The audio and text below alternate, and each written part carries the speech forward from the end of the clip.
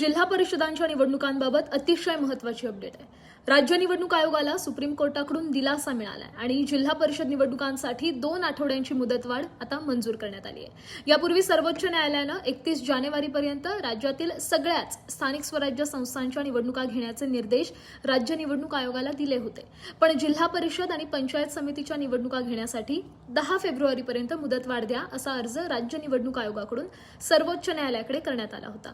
पण राज्यातील 20 जिल्हा परिषद आणि पंचायत समितीत 50% आरक्षण मर्यादा ओलांडली होती। त्यामुळे त्याविषयी काय निर्णय होणार याकडेच आता सगळ्यांचं लक्ष लागलं होतं। पण यावर आज 12 जानेवारीला सर्वोच्च न्यायालयात सुनावणी झाली आहे आणि या सुनावणीत सर्वोच्च न्यायालयानं आगामी जिल्हा परिषद आणि पंचायत समितींच्या सगळ्या निवडणुका पुढे ढकलायला परवानगी दिली आहे। राज्य निवडणूक आयोगाच्या मागणीनुसार सर्वोच्च न्यायालयानं जिल्हा परिषदेच्या निवडणुका घेण्यासाठी 15 दिवसांची मुदतवाढ आता दिली आहे। त्यामुळे आता 15 फेब्रुवारी 2026 पर्यंत या सगळ्याच निवडणुका पूर्ण करण्याचे निर्देश कोर्टानं राज्य निवडणूक आयोगाला दिलेले आहेत।